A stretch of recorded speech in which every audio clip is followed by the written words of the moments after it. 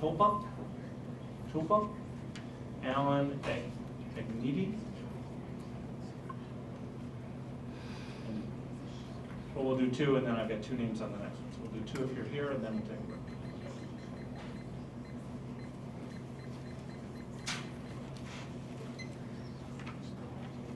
Or just go ahead, because I don't think we have two.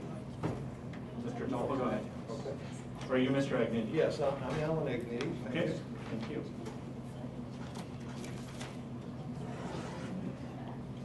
My name's Alan Agniti. I'm a parent here in Springfield. I have two children. One has graduated from the public school systems. One is going to be a senior next year.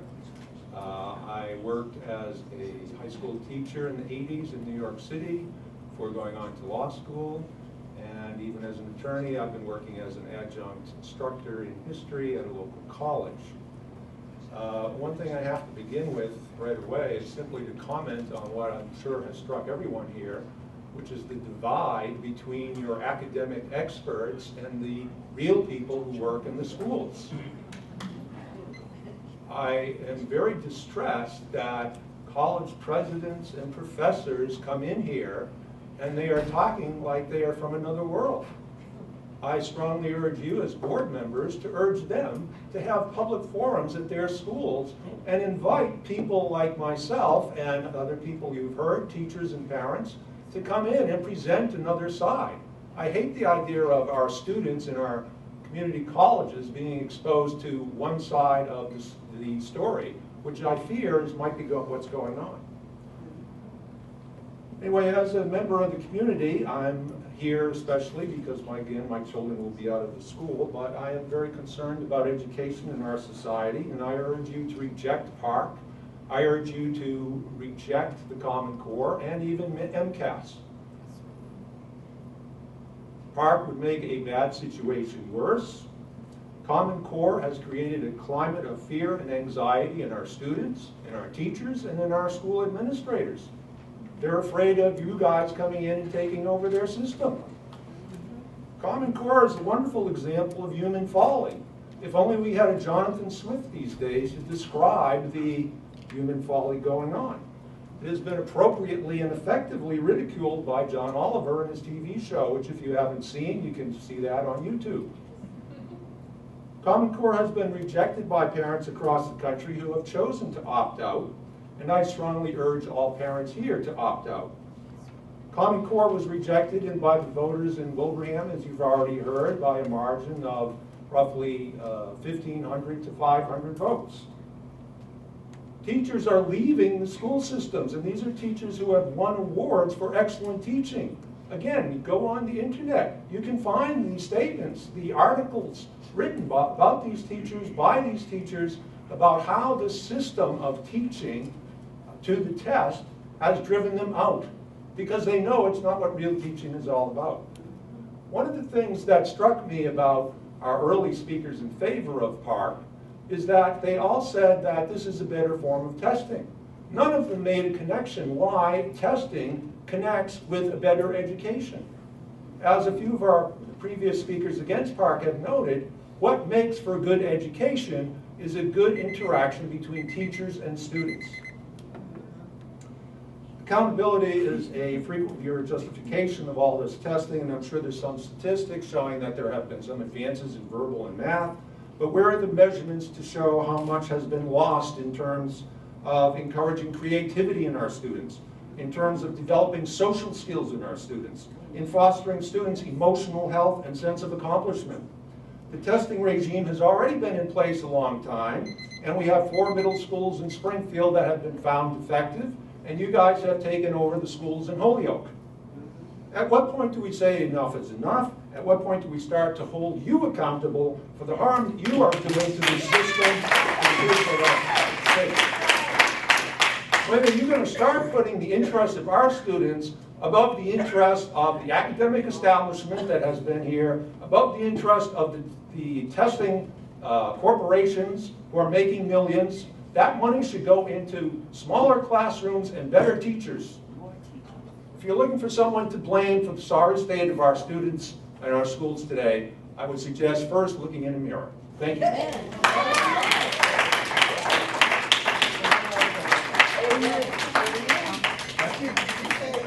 name Neil NHP?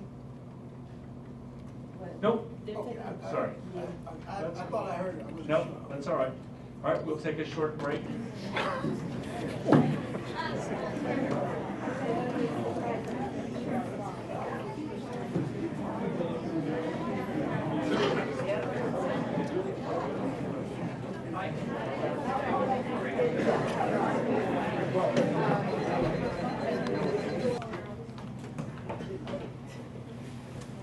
Good evening, gentlemen. My name is Rachel Nicholas, and I am a 5th grade teacher in the East Hampton Public Schools.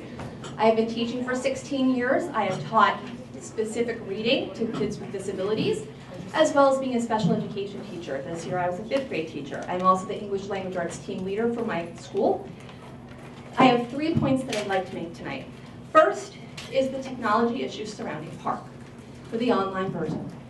While our school participated in a paper-based testing, I have a very strong connection with a woman from Northwestern University who's also a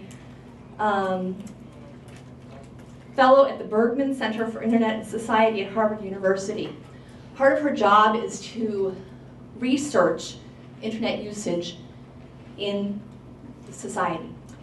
She did a study or an essay regarding the PARC test and the flaws in the technology, which I encourage you to read.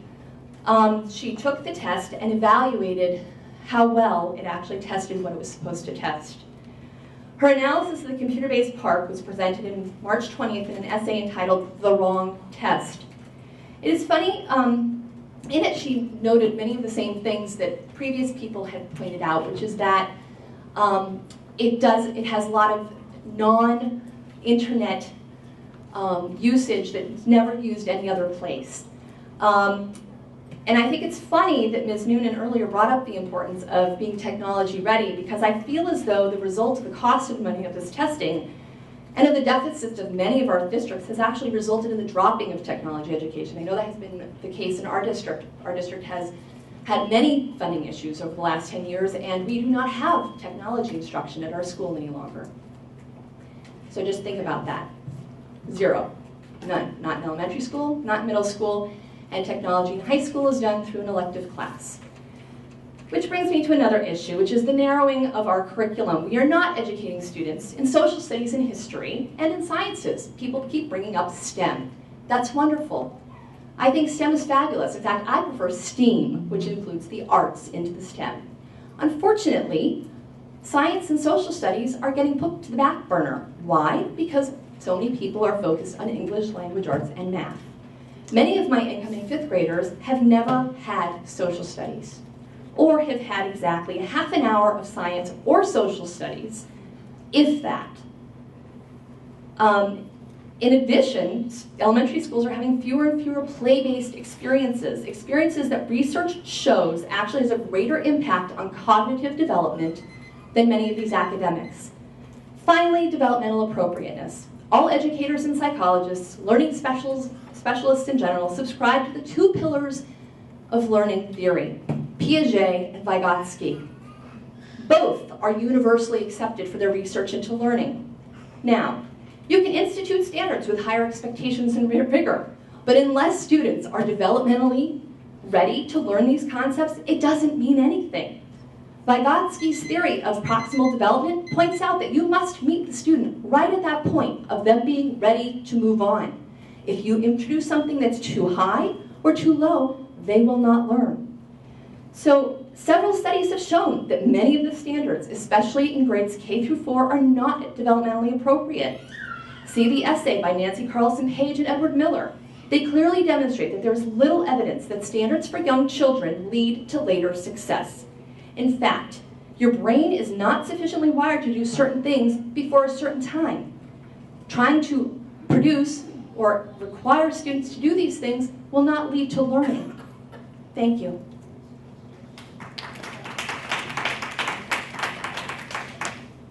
Hi, my name is Carrie Foley, and I'm a special education teacher in East Hampton, Massachusetts. And I repeat everything that's been already said. I wanted to use this 3 minutes to tell you about one particular student who I won't name. I'm going to use my son's name to describe the student, so I'm going to call him Jack. And I feel that telling you about this student will portray why Park isn't working for us and why for this student as well as others like him, it is a path for failure rather than building him up and showing him who he really is and helping him during that process. So the student Jack is severely dyslexic. He has what we call a language-based learning disability, which is the classroom I work in. And a language-based learning disability means that you can reason, you can talk about your ideas, but when it comes to reading or writing them down, there's a disconnect and the student struggles to get them in writing or to read material that will help them to describe what they know. So it's either a disconnect in reading or written language or both. So Jack struggles with this, and he is a child who has taught me so much this year. He cooks, he plays sports, he hangs out with his friends. He loves to talk about books that he downloads onto his iPad, and he will talk to me about what he's learned. They're grade level books. He listens to them instead of reading them himself due to his dyslexia. He will talk about what he's learned from a book like Old Yeller or My Side of the Mountain. He sought me out this year to ask me for a copy of Treasure Island because he read an excerpt and he thought that sounded interesting. So he is, by all means, a student who can succeed in life. He has interests, he has goals, he's pleasant. He cannot pass Park because Park is directly confronting his disability levels, which call for things to be taken in steps, read to him, and also time for him to think through things. So I have a student with me every day who I know can succeed and who has taught me things. And during a particular STEM challenge that we've done, he was the star student during a STEM challenge. We were doing a catapult challenge and building catapults to see whose could go the farthest and using math to calculate it and science to design it. He was the student who was researching on his iPad different models and which one would work the best. He was trying out different models. He also told me that there's something called a trebuchet, that is a different form of a catapult that I had no idea what this was. So he was by all means a star student during these STEM challenges.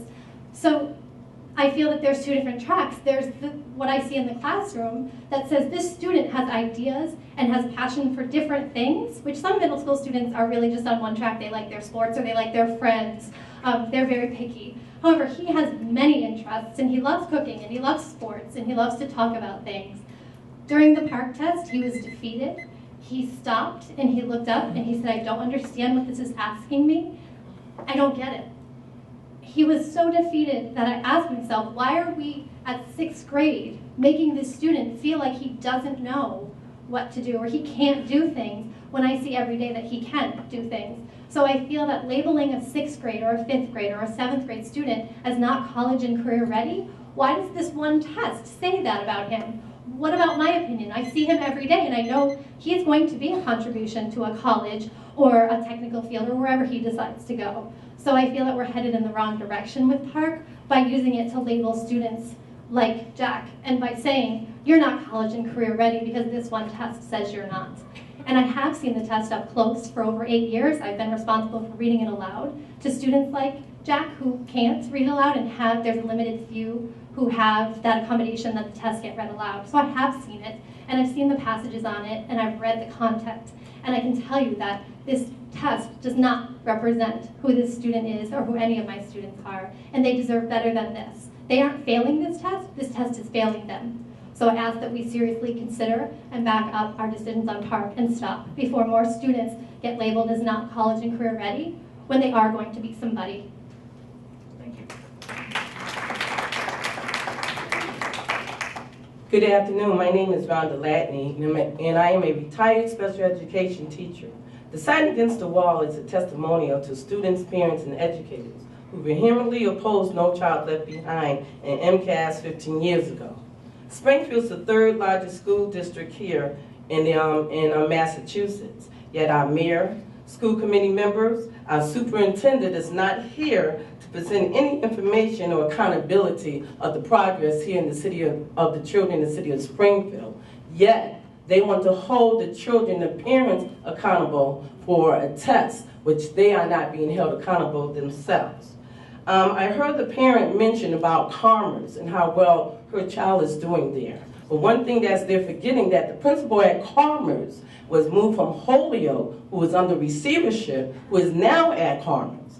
And the other parent that mentioned the Sabbath Charter School, when Sabbath Charter School first came in the city of Springfield, The majority of the students and parents in the city of Springfield did not even realize that the Sabbath Charter School was a private school that was a Muslim-based school out of Beirut. And then when they found out about that, they became upset about it. So that goes to show you how much information that we here in the city of Springfield have regarding the importance of our education, of assessment, and accountability. I'm listening to students and parents in the outlying communities that are talking about the daunting process for their children to succeed and how they are getting sick from taking these PARCC assessments and MCAS assessment. So if the outlying school communities are having a difficult time and are getting sick, that means the students here in the city of Springfield would be catching the Ebola virus when this PARCC assessment comes to fruition.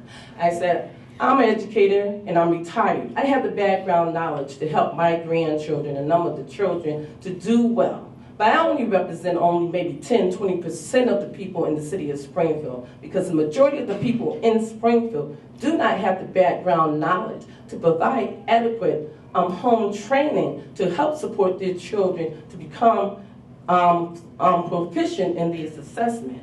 The problem with the MCAS assessment is based on an idea and not on reality. All students are not college material, and to constantly push students into institutions of higher learning who are not financially cognitive and have not reached the age of maturity is setting them up for failure. I'm here, and I've been here for 54 years, and I've seen the changes in the school system in our country. Before I became a teacher, I was a nurse's aide for 24 years. And now you have to go to college just to become a nurse's aide or a CNA, a job that used to be required on-the-job training. So the problem is not with our children. The problem is with our society, who are using our children as pawn in the games to pocket their money. Because if their children have to take this assessment, if your children have to take this assessment, and if Bush children have to take this assessment, it would not be in place right now. Thank you.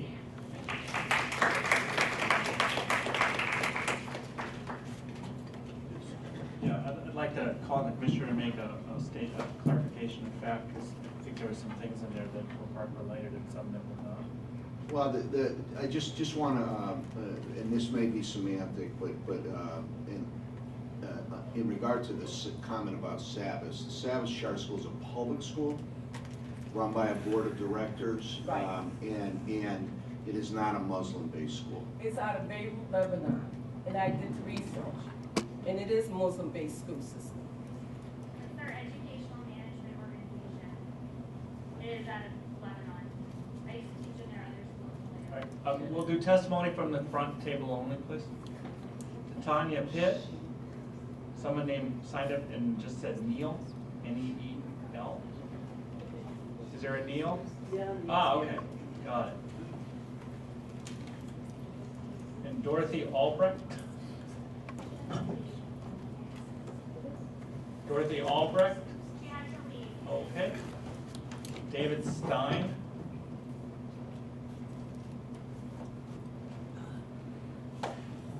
Please begin. Ms. Pitt.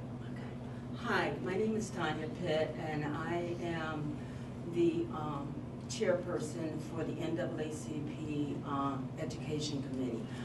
Whenever I arrived, I was really looking more for information from you all than to give information, and I've heard quite a lot of information pro and against.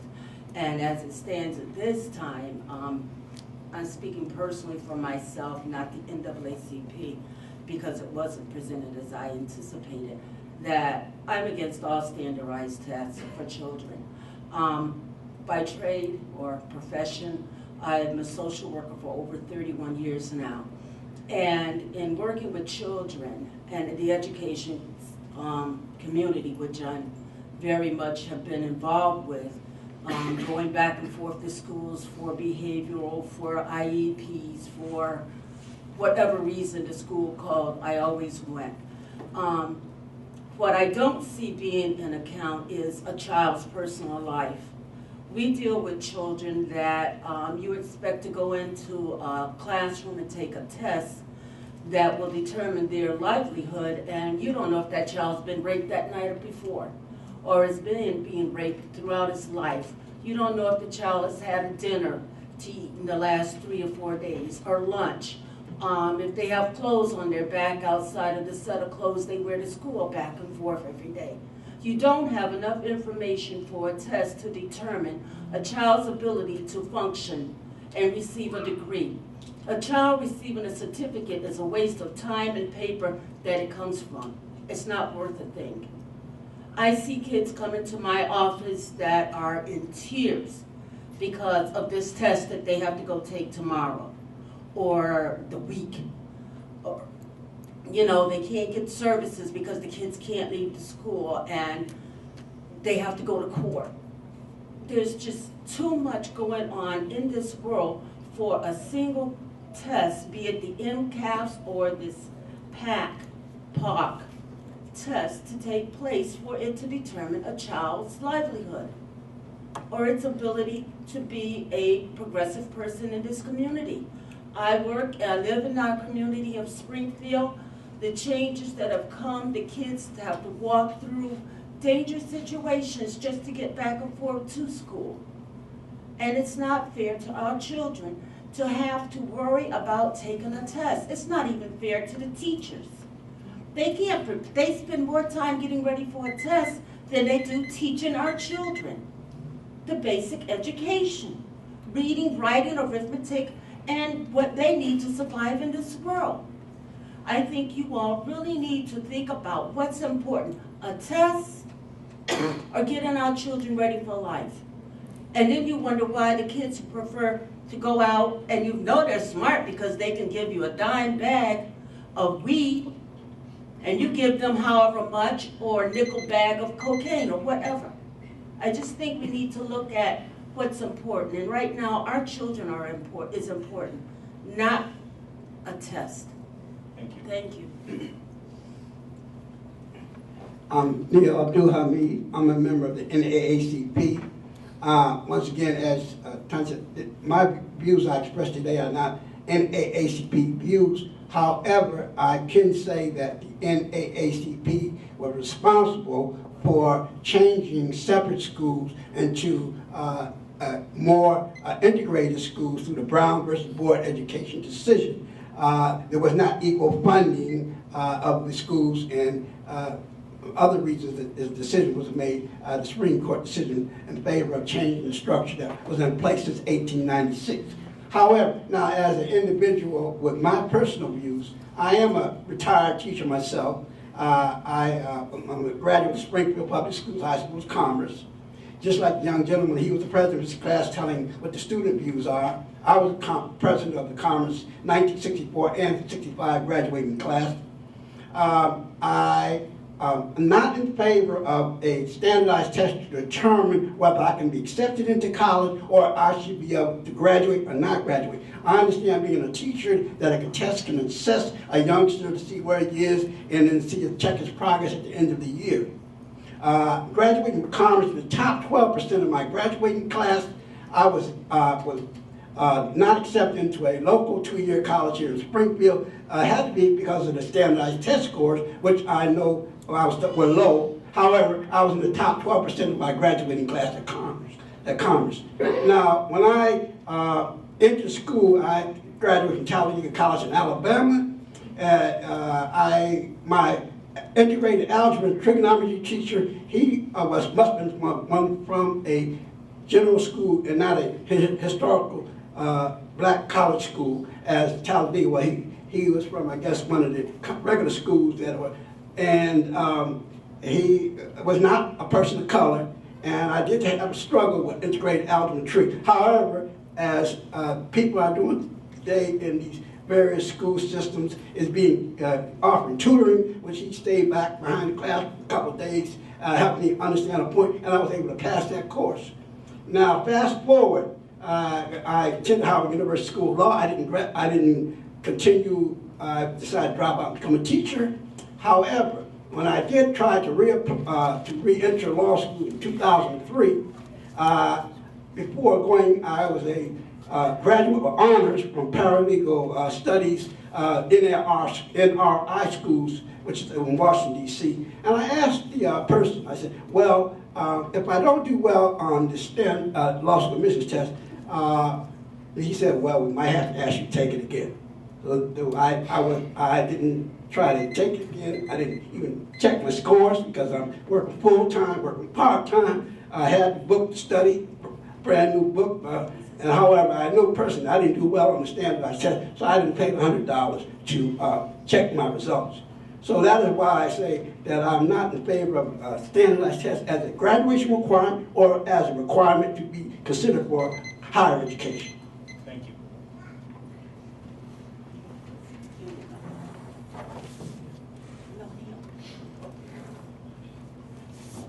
Can everyone hear me? I guess so. Hi, my name is Dave J. Stein, and I'm the Legislative Impact Chairman for the Paraprofessionals City of Springfield, and it's affiliated with the AFL-CIO Local 4098. We are opposed to park testing en masse and opposed to most testing overall. Why? For example, I teach at the High School of Science and Technology in Springfield, and we lose 20% of our days. Yes, 20% of our days on testing. We can't even prepare them for a test because they're always testing. I want to make it clear that the parents of Springfield were not totally opposed to standardized tests. And what's the most disturbing is a broader issue. Many administrators say, well, no more touchy-feely, everything's data-driven, test. Well, a big thing to understand is we live in a touchy-feely world. And I don't want to have kids not prepared for that. Basically, we're looking for our students that are able to be critical thinkers, insightful, team-spirited, make good decisions, and support them orally and in writing. That's the most important thing. Why? What are we doing here today? We're conversing, we're writing, we're speaking to each other. It's not even on those tests. So we want our kids to be influence makers, innovators, leaders, dreamers, achievers, and most importantly, believers in themselves. How would you like it if after 10 years of work, one test, it's all in the dream? It doesn't make any sense. There's a saying that I found, it says, you cannot fatten a cow by constantly checking its weight. And that's what we're doing. We're just constantly checking weight. I know you're going to think, well, he has a better way. What's the solution? I do have this, and I'd like to give it to the chairman. You can look at it. Basically, it's called a method for accurately judging student performance on standardized testing grade point average. In a nutshell, you might have a child that does really poorly at the grades, or really good in the test. According to this formula, he'll pass, and vice versa. If they're really good on grades and not that good on the test, they'll pass. And I'd like to show you. Thank you. If you share it with our staff member, we'll all get copies. But when you're done, because you're going to run out of time. Thank you. No, I'm also. Thank you very much. Thank you all. Tiffany Harbridge, Ramona Griffin, Dawn Tamarkin.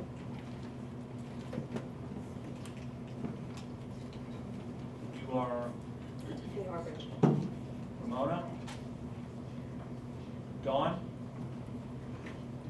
How about Justine Desmond or Dumont? Dumano? Diamond, okay.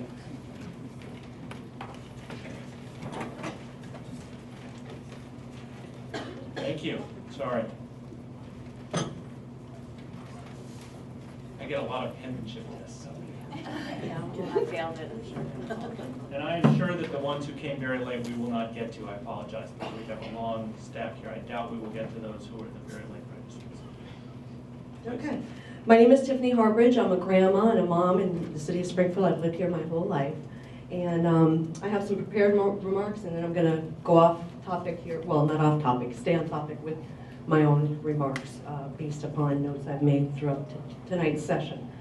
The Commonwealth has a long-standing history of educational excellence. Its students have led the nation in all subjects in all grades since 2005, as well as recently tied for first place internationally. This achievement is attributed in large part to a $100 billion taxpayer investment in the 1993 Mass Education Reform Act that included the development of the state's own educational standards. In 2010, in return for a $250 million federal race to the top funds, Massachusetts agreed to abandon successful, proven standards in favor of adopting the untested and unproven Common Core national standards before they had been completed, before they had been reviewed. To date, all race to the top funding has been exhausted. Further expenditures associated with Common Core will essentially be unfunded mandate. For Massachusetts, this is a race to the middle. The Common Core standards or PARCC testing were written in violation of protocols set forth by the American National Standards Institute, lacking due process, such as transparency, openness, consensus, right of appeal. The standards are privately owned by DC trade groups and as such may not be changed to meet the needs of individual students and districts. There is no process for review, revision, or accountability. 500 early childhood and health and educational experts from across the country have made a joint declaration that the K-3 standards are developmentally inappropriate. Many special education experts have determined that the standards set unrealistic expectations due to its one-size-fits-all nature. Several members of the Common Core Validation Committee refused to approve the standards on the basis of academic inferiority. The claim by its writers to make students college and career ready is not based on proven research, and the standards are not intentionally internationally benchmarked. Coinciding with Common Core, Massachusetts agreed to create a massive cradle-to-career 400-point database of academic and personal student and family identifiable information, while at the same time, family education privacy laws have been chipped away, allowing the sharing of information with anyone who has a vested interest. Parents, teachers, school administrators, state legislatures throughout the country are raising red flags. Massachusetts has the most to lose. Now my personal rants. Just keep it in the time limit. I'm going to try. All right. The arts are so amazingly tied in with intellectual growth in music, reading, the STEM stuff that is so important to learn, to get our kids into college. All that's missing with this mandated federal one-size-fits-all Common Core standards in the PARCC testing. And we just recently, a couple days, Saturday, out of 4th of July, 240 years ago, okay, our founding fathers built this country with standards like honest press, strong parents, family support, accountable public figures, and little more than an 8th grade education for most of them. They had the switch, they had prayer, and nowadays you would see most of the great leaders that built this nation, founded this nation, and fought off an empire would be put on ADHD drugs at the age of like 5 years old because they just didn't conform. That's my rant.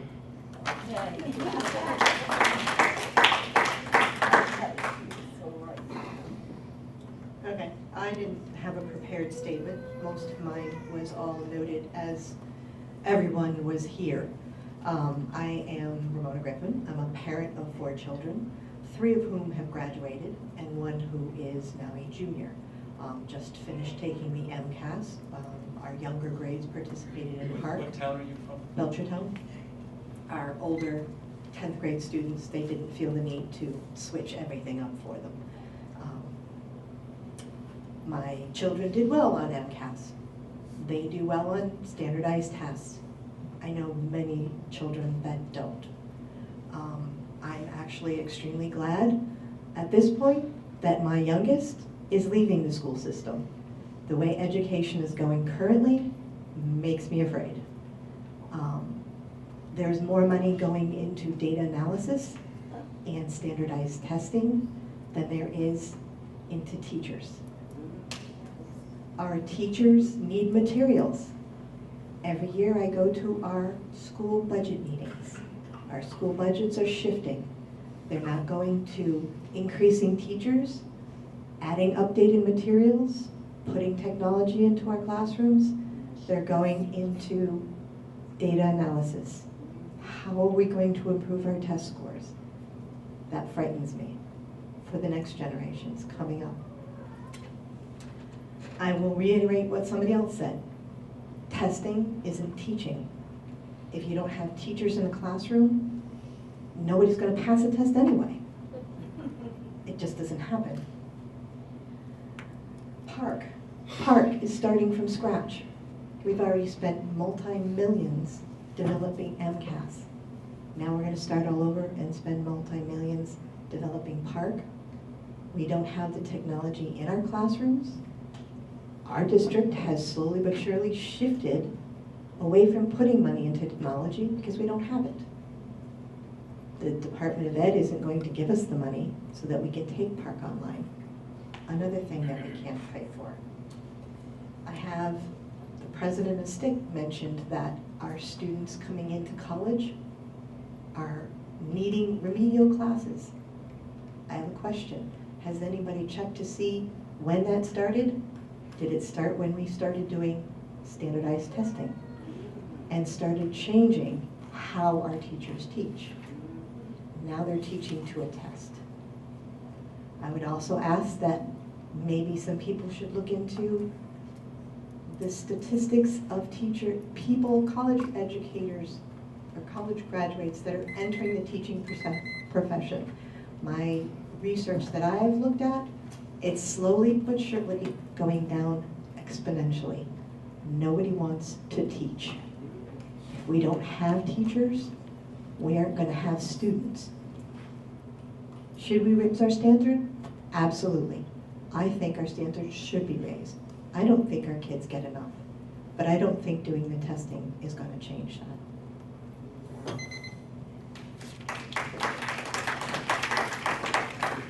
Hi, I'm Justine Diamond, and I appreciate the chance to add my voice here, however repetitive it will be.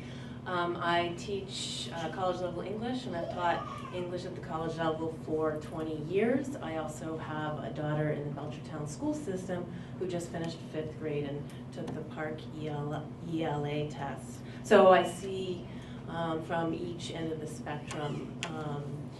So, I appreciate the need for assessing learning, obviously. In my classroom, though, I privilege writing portfolio-based projects and more holistic assessments than most standardized testing. And, of course, it's very anecdotal, but the students I work with, especially the first-year college students, they come to college fairly well prepared to take tests, but very underprepared for the higher order cognitive skills that they will need in the professional environment and in life, and to pass my class, actually, in the academic environment to start with. So I was glad when I spoke with my daughter's 5th grade teacher before Park. I was glad to talk to her and hear that the curriculum driven by the Park ELA test was, in her words, didn't suck the soul out of the curriculum that MCAS did in terms of English language arts, and that it had more analytical and creative skill demands needed. However, I was really shocked to learn that one of the skills assesses comparative analysis. Comparative analysis in 5th grade. My 17 and 18-year-old students cannot do comparative analysis. And even after working for a year with me, and I consider myself a fairly good teacher, they can struggle with that skill. Not all of them, but many of them do. So that is, in my mind, way above 5th grade skill development level to be assessing. My daughter, like many of her friends, couldn't finish the test, and my daughter takes tests fairly well, but she was incredibly frustrated by this. And I agree with some of the earlier testimony, and as a professor of writing, that timed tests for writing do not measure writing skill whatsoever. They measure an ability to take a test, essentially, if they can finish it. In general, I'm concerned about the diminishing confidence level for students and children. So when I see them as first-year college students, their confidence in doing something that is not a test with bubble sheets is really low. So part of what I end up doing is not just teaching the analytical skills, but also just giving them some emotional encouragement and support after so many years of testing. I'm also concerned about the amount of time devoted to PARCC testing and how much time is then driven in the curriculum to prepare students for that testing. And that there's way too much drilling and worksheets in homework assignments. My daughter in 5th grade, the entire year, never had one single project assigned for her homework because there was so much concern about preparing for the test. And so in general, I'm really concerned for the results of standardized testing that we don't attend and what I see in college level students, which is a reduced ability for creative and critical thinking. And I'm just concerned in a larger scope for our democracy if we continue to perpetuate curriculums and testing that take away from the kinds of literacy, analytical, and evaluative skills that we need as people to be informed and critical voters. Thank you. Pat Moriarty, Paul Heath,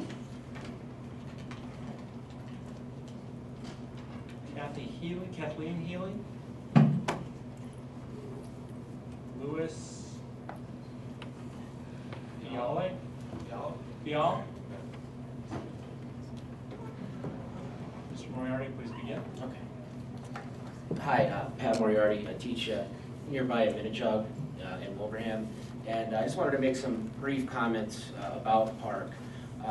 When it comes to having a well-rounded audience here, I'm glad that we had people from both the business community, from statewide, from our statewide school department, people locally educate from urban districts, suburban, etc. But I think one of the things that people have to realize when it comes to the whole push for PARCC and these multi-state consortiums that put this sort of thing together is that often there's pressure on the Commonwealth of Massachusetts and other states because of skewed statistics. And when you look at that, I'm not saying that we don't have ground to cover with regard to socioeconomic concerns of our learners.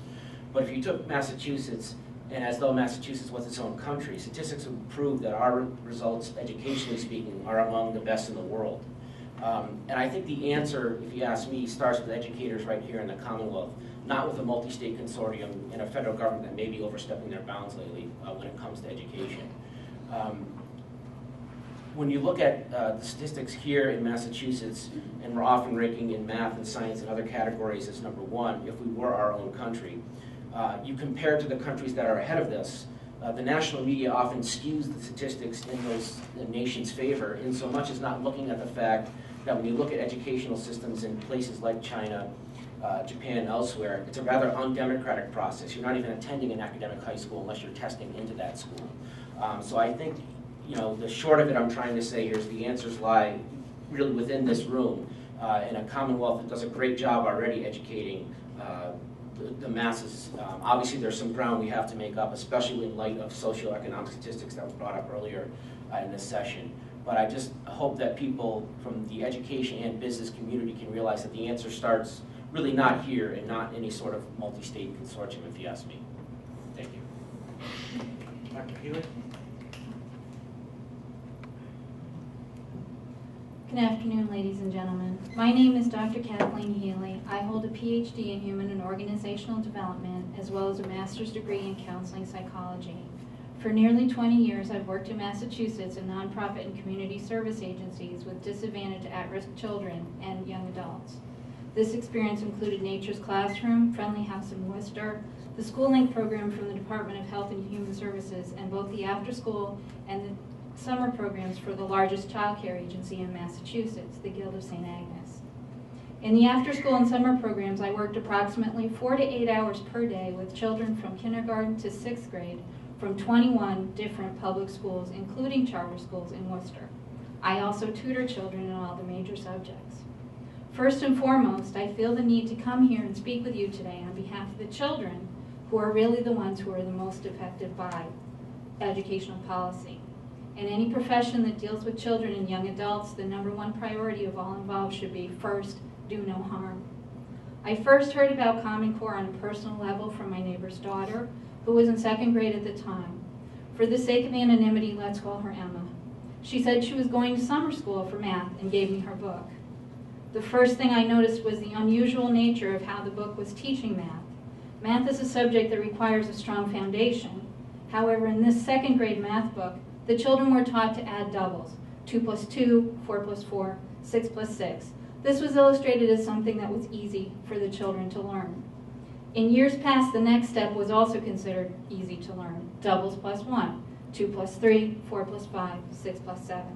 However, in this math book, 6 plus 7 was considered what I could only say to be too hard.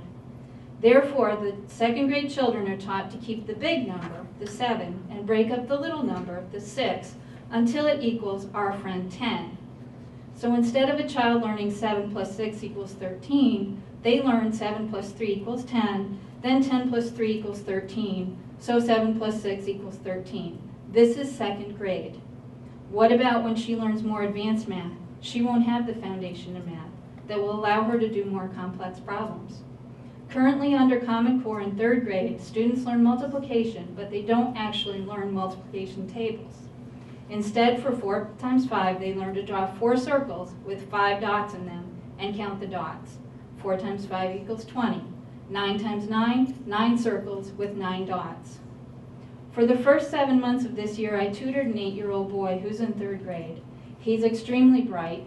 He's an expert at the video game Minecraft. His parents had hired me to tutor him because he was struggling with the teaching methods of Common Core. In September, he came home with math homework that looked age appropriate, with addition, subtraction, and word problems. The student commented that his teacher had said she likes stacking math. Then in late September, the math changed. He was no longer allowed to do stacking math. Now he was required to draw the math or do a series of steps like this.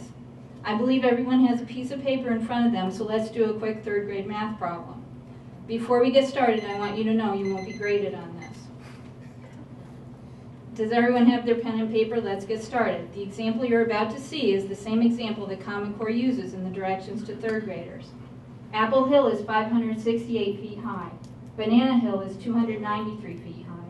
How many feet higher is Apple Hill than Banana Hill? 568 minus 293 equals 275. If we did it this way, it would be marked wrong under Common Core curriculum. Instead, you must do it this way. Step 1, subtract 200 from 568. Step 2, that leaves you with 368. Now start with 368, subtract 9 tens. Oh, there's not enough tens, so just subtract the 6 tens that are there. 368 minus 60 equals 308. Step 3, now subtract the tens that are left. 9 tens minus 6 tens equals 3 tens. 308 minus 30 equals 278. Step 4, start with 278, subtract the 3 ones. 278 minus 3 equals 275. 275 is your answer. Therefore, Apple Hill is 270 feet higher than Banana Hill.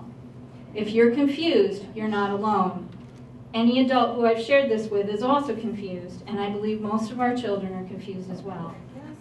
The children of Massachusetts do not have a voice here today. You are their voice.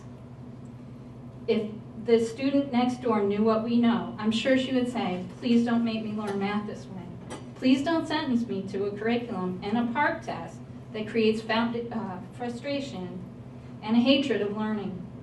In closing, if Massachusetts continues to teach math this way, we will no longer be #1 in the nation. We will produce a generation of children who lack the skills to flourish in a competitive global economy. Our children in Massachusetts deserve better. These are our children, our future. Don't they deserve better than this? Thank you for your time.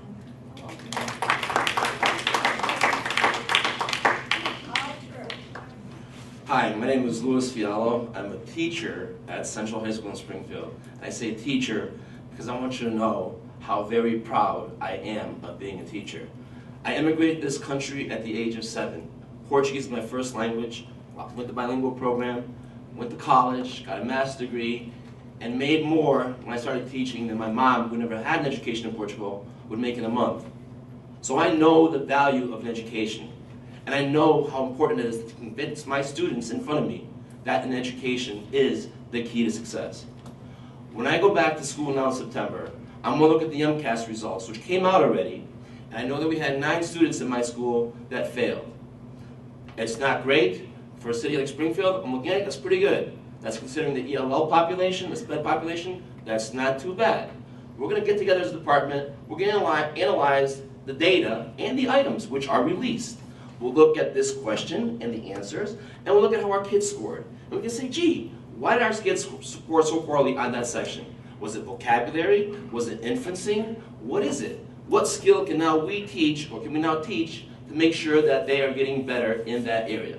I can't do that with Park because they don't release their items. Do they? No.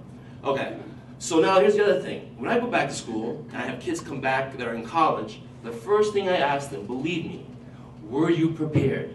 Did we do a good job getting you ready? And most of them say yeah. And I feel, yes, we're doing a good job, yay. I had a young lady this year, as a senior. She'll be attending STIC in the fall. It wasn't her first choice.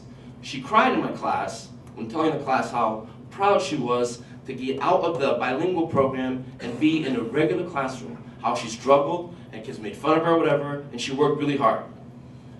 Is she a proficient writer? She still has spelling mistakes, subject and verb agreement mistakes, tense mistakes, but she graduated. And she will go to STIC, and she will be in remedial classes. I'm sorry, but that's something that we need to address. Some of the community colleges, that's what they serve as a way, is to get these kids that are not quite ready for the higher institutions, if you will, but maybe to get ready, to get remediated, if you will, okay? So I'm very proud of that as a teacher. Now, Commissioner Chester, I want to thank you. I have been on the MCAS 10th grade ELA Development Committee for the last 10 years. I have worked with various teachers from all over the state to create the 10th grade ELA MCAS. And I can tell you, I am proud of what we've done.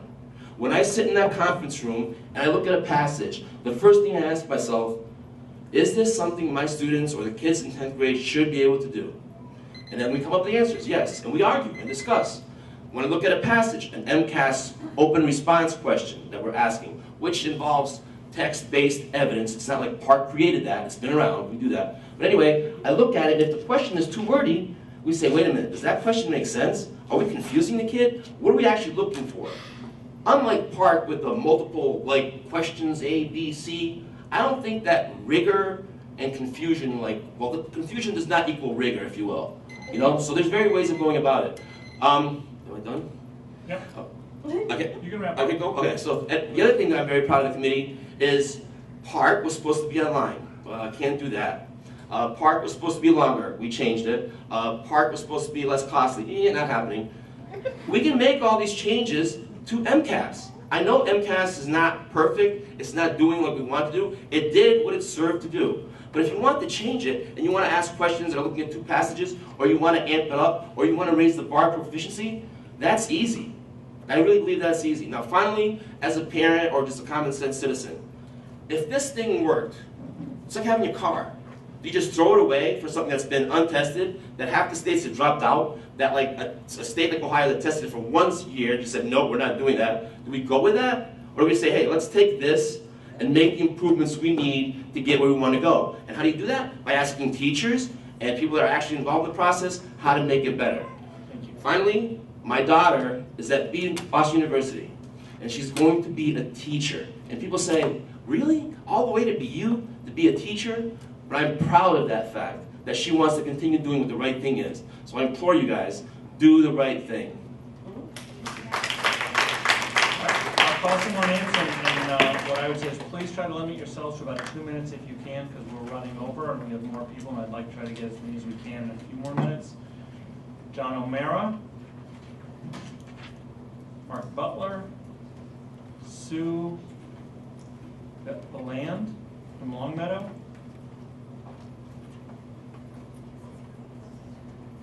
Sadi Cora? No? Yes? Okay. Mr. Amaro? Who's Mr. Amaro? I do. Please begin. Sure. You have help? No. Microphone. I'll help. Good afternoon. Microphone. That's all right. She won't need the mic. Good afternoon. My name is John O'Mara, resident of Northborough. Mike. Okay. Yeah. That's My name is John O'Mara, resident of Northborough, Massachusetts. I'm here today to voice concerns of my fellow citizens that these 5 public hearings are a diversion. Instead of focusing on whether Common Core will enhance student achievement, the hearings are billed as a discussion of PARC versus MCAS. The implication is that Common Core is a given, and it is our task to simply determine which testing mechanism should be used. As we've seen across the country, this is an issue that we should be discussing at length. I suggest that we focus on the big picture, the strategic impact of Common Core and what it will have on our educational system. For example, I know you've heard these several times before, but I think they need to be restated. What is it going to cost us? The cost of books, teacher training, and technology needed to administer and track testing materials is unknown. No comprehensive studies have been done thus far. In short, we don't know how much it will cost our communities. Privacy. This has been alluded to before, but it is critically important. A major component of Common Core is the increased amount of personal information that will be gathered on all students. The national model calls for over 400 data elements to be captured for each child. Their likes, dislikes, their home situation, health issues, disciplinary action, etc. Even though federal statute states that the federal government is prohibited from maintaining a national student database. Common Core advocates suggest that student data will be safeguarded by the Family Educational Rights and Privacy Act, FERPA. That assumption is problematic, as for-profit companies with a financial stake in the creation and implementation of Common Core will have access to student databases for analysis and tracking purposes without the knowledge or permission of their parents. What is Common Core's endgame? Here's what Arnie Duncan, current U.S. Secretary of Education, has in mind for our children. Quote, hopefully someday we can track children from preschool to high school and from high school to college and college to career. But Big Brother is alive and well. And finally, local control. It's clear that if Common Core is fully implemented, federal involvement will significantly reduce local control at the educational level. We cannot allow unelected officials with little or no knowledge of our local situations to decide what's best for our students.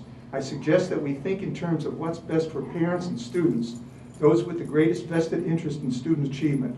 Although parental awareness has grown over the last year or so, there's a long way to go before parents have sufficient knowledge of how Common Core will impact student achievement. May I offer 2 suggestions? Delay the decision on PARC versus MCAS for 2 years. It's obvious there's a lot of disagreement, a lot of controversy on the subject, but then also would you kindly sponsor a statewide parental educational program which would be scheduled at convenient venues and convenient times. Thank you. Thank you. Mr. Butler, I suggest you yield the order of testimony. We'll come back to you, but it might be similar. I know we're testing someone's patience. Thank you. She's being very patient. She's being fantastic. It's past her bedtime. No, I know the feeling. I feel like it's past my bedtime too. My name is Sadie Cora. I am a teacher in Northampton and a resident of Holyoke. I taught 4th grade this past year. I normally teach 3rd. I am dual licensed as an elementary teacher and an ESL teacher. So I work with students that are at pretty high risk and students who really, really struggle when it comes to standardized tests. If the question today is MCAS versus PARC, I can tell you that MCAS, I think, would be preferred by most teachers and by most students. And I'll tell you a couple of reasons why. The first is the process that my colleague described of teachers collaborating to review items, to work together, teachers who know our students, teachers who can say, this is confusing, or my students aren't going to be able to access the verbiage of this question, and it's not going to answer what we're looking for. MCAS has been transparent. MCAS has been created by educators in Massachusetts. all the items are released, we can analyze, or most of them are released, we can analyze them, we can look at where our kids got tripped up, we can look at where maybe we need to adjust our practice for the following year, and that's something that we do a lot in my building. So that and the fact that MCAS is untimed, not that students need all of that time necessarily, but that the fact that I can say to them, take as long as you need. If you feel stressed out, take a break for a couple minutes. Do some brain gym. Do some mindful breathing in your seat, and then get back to work when you feel like you're ready. That takes the pressure off of them. Whereas if there's a timer that's going to go off and I'm going to rip their work away from them, that's really, really stressful, hanging over a kid's head. It's enough to ask an 8, 9, 10-year-old to sit down and take a high-stakes test. And if that is, what we choose as a state to do is require them to take a high-stakes test, let's give them a test that is not going to set them up for failure from the start. Let's give them a test that licensed educators in Massachusetts have a role in, and that we can find something out about before and after the test. That's sort of one part of it. Another part of it is that I, as a person with a master's degree who is a very high-level reader and have always been a high-level reader, I cannot read and comprehend text on screen. I cannot. I've taken online classes, they had an e-text, I tried to read it. I couldn't read it, I couldn't understand it. I had to go out and buy a paper copy of the textbook so that I could understand it. And so I think that the fact that we know something about how people comprehend text on paper, and then we ask kids to test on screen is just adding a whole other layer that really, really, really impacts the validity of the assessment. I think that's my time, so I could say more, but I think I'll stop, and I think I'll take her home, so thank you. Are you stuck? Are you stuck? That was amazing. She didn't miss a beat. Thank you. Thank you. Thank you for hanging in there. Thank you. Mr. Butler. And Mark Thank you for waiting. Oh, that's fine. Mark Butler is a 19-year-old student who had to leave. He had the family car and got a phone call, so he had to leave. I am Westfield City Councilor Dan Alley, and he asked me to give his testimony. I am a graduate of Springfield Technical Community College with 2 degrees. I received the Edmund P. Garvey Award, which is a Founders Award. I was a Graphic Arts Student of the Year, and I was nominated for the Engineering Student of the Year. I am an Army veteran and graduated at the top of my class. I am the father of 3 and a grandfather of 3. Teaching should be about learning, discovery, creativity, challenging and fun, not continually testing. I have gone from worst to first my whole life, and I am exceedingly grateful to those wonderful teachers, professors, and mentors who invested in me as a person. And now I'd like to read Mark Butler's statement. Well, we're not going to take the time. I had to disappear real quick. That's all right. That's dedication.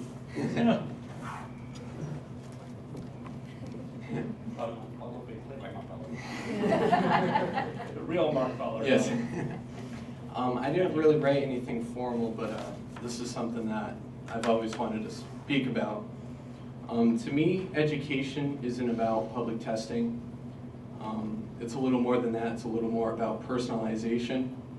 Now, I'm a graduate of St. Mary's High School in Westfield. We're a private parochial school, so we have 0 state testing in the high school. Now, I'm 19 years old. I graduated 2 years ago, but we have a 100% graduation rate, 98% of which go to college.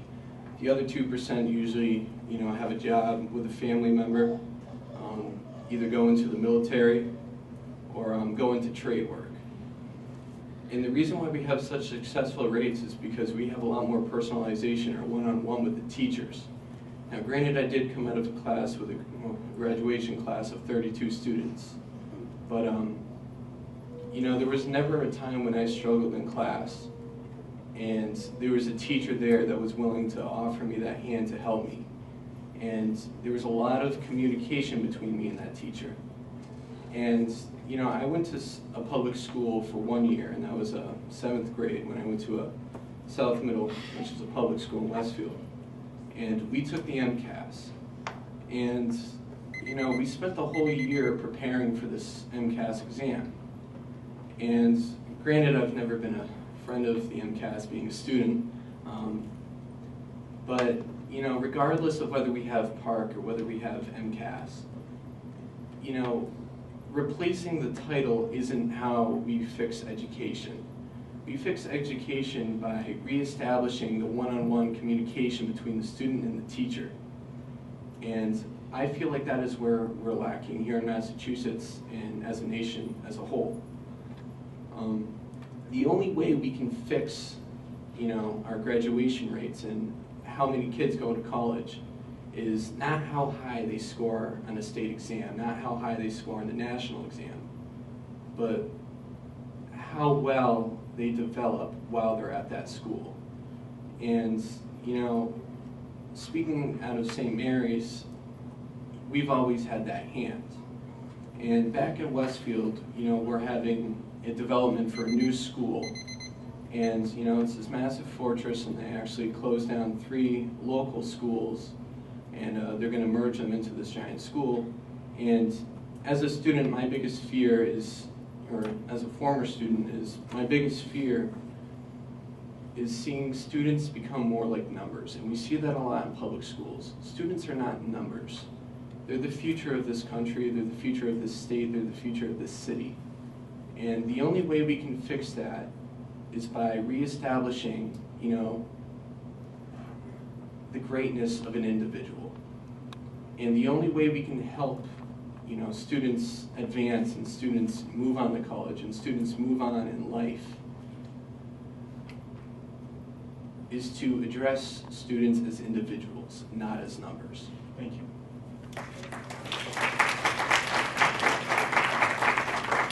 Caitlin Eaton here. Elaine Rabbit. Carol Taffel. Caitlin Eaton. Oh, thank you, sorry, I didn't see you in the back. Caitlin? Please. Alrighty, I'll keep my remarks brief. My name is Caitlin Eaton. Thank you for the opportunity to speak in front of you today. I am a 4th grade teacher in the city of Springfield. I am a K-degree public student of the Commonwealth, and I'm a product of high-stakes testing. And I never foresaw on my path to becoming an educator the volume and frequency of standardized tests that I would have to implement and deliver in my classroom. I also didn't foresee having to help my students, the 4th graders, 9-year-olds, cope with the anxiety that I see on testing days. On the morning of testing, when I give them their breakfast in the classroom, I know I'm just like about an hour away from snot nose and tears. And I know that many folks have expressed these concerns. They've done it so eloquently, so I'll let that pass. And I just wanted to address the folks from Bay State that were here with the Mass Business Alliance and the folks from SERTEC about their concerns about curriculum, no tech training, and instructional time lost. Here in the city of Springfield, I lose immense amounts of instructional time because of testing. Now, it's not directly PARC, but because of our level 4 status in the school building that I'm in, we have to implement other measures to show progress. And we have to implement test prep so that the students are ready for these tests. And we have to do it with such a high volume and frequency. It's almost like having, I think we upped to like 4 tests in a 2-week span between district, state, and outside vendor testing. And it's unacceptable. That's where the instructional time is being lost. And as far as no tech training, students are either dropping out before they can get to tech schools, or the tech schools they can't get there because they don't have the test scores, and no public school is going to sacrifice their leveled status for low test scores. So we don't have the vocational training in our regular schools, and the other kids aren't finding the pathways to the vocational and technical schools like they would. And then I just wanted to say, and as far as the curriculum is concerned, we are teaching that it's too often having to teach to the test, because in the first few minutes of my math block, I have to teach and review test, the actual test prep pack that we got from Park. I'll just end with this. We know what will up school, we know what will up our standards. We know what will increase the education that we're delivering, and we know it's not high stakes testing. Thank you. Elaine? Elaine? No, thank you. Thank you. And I'll just say at this point, you're going to be the last panel. Okay. Thank you for once again providing an opportunity to allow public comment on the topic of Park and its potential selection for being the standard of measurement for student performance in the Commonwealth of Massachusetts. My name is Elaine Rabbit, and I am the mother of a 7th grade public school student. I have been serving on the Dudley-Charlton Regional School District for the past 4 years as a school committee member. I come today being proud of Massachusetts' past history as a leader in education. As residents of Massachusetts, we can proudly boast of being the first state in the nation to establish a public school in 1635, one of the first public high schools in 1821, and the first tax-supported public school district in 1644. Massachusetts also paved the way by being the first state in the nation to establish education laws for special needs students, Chapter 766 in 1974, which then went on to become the foundation for our nation's special education law. Our elementary and secondary students have led the nation in performing in core curriculum since the beginning of measurements under No Child Left Behind. Why then have we allowed Race to the Top to change our status as a leader in education to what now will be a retreat to the middle? Massachusetts will now be found somewhere in the mix of the other states that used to strive to reach our success. I understand the desire to improve educational results for our students. I understand the need to prepare students for higher education and career readiness. Business and colleges are clamoring for our students to have critical thinking skills, to be able to problem solve, to articulate and defend their opinions. Pardon my lack of understanding the rationale for moving towards the middle, for choosing to adopt Common Core standards, to choose to be part of the flock of others floundering in their efforts to be the high achiever that Massachusetts has proven to be.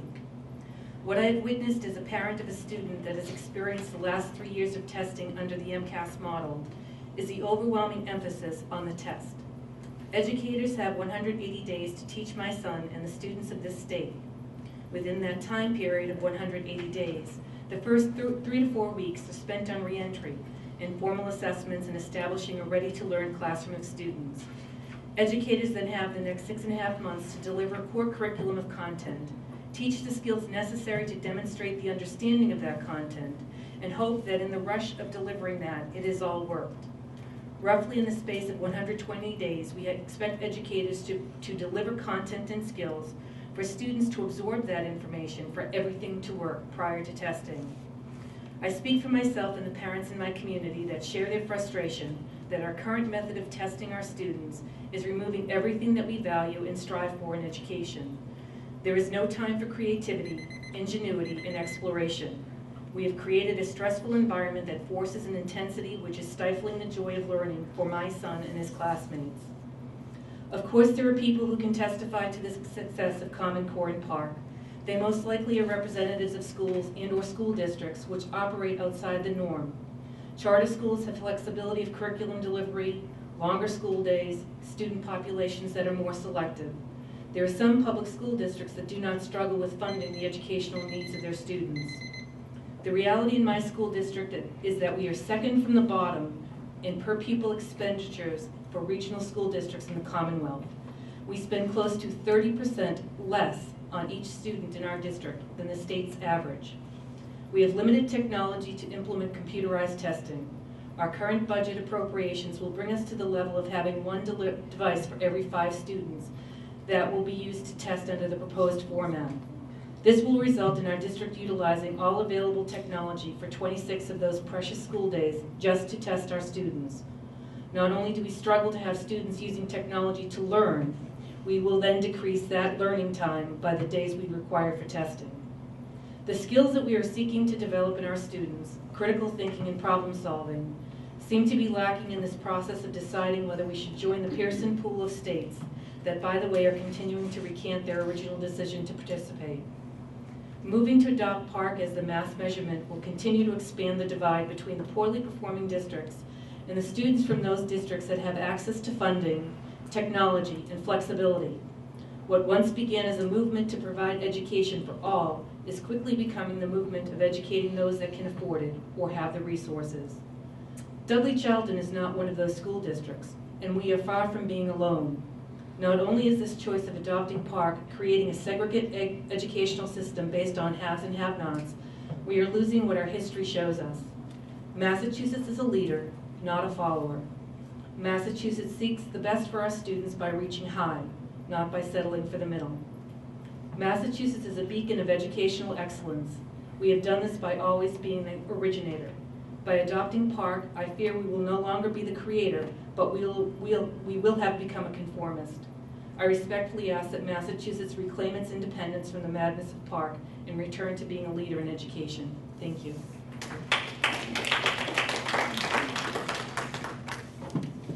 My name is Carol Taffel. I'm a first grade teacher in South Hadley. And I'm here to talk to you not so much about PARCC, but about Common Core. And PARCC and Common Core are absolutely inseparable. They are one and the same. And as a first grade teacher, I see my children being so stressed out by the demands of the Common Core. They can't handle the stress of the curriculum, which is developmentally inappropriate. Young children are expected to sit and listen and to do worksheets. This is not how young children learn. They learn best by hands-on and by doing activities. I see more and more of my children having meltdowns in the classroom. I have seen an incredible increase in behavior issues. And yes, in our school we do have some students that are in crisis. But my feelings as a professional are that we are doing this to our children because of the demands that come from the politicians and from you, the Board of Education.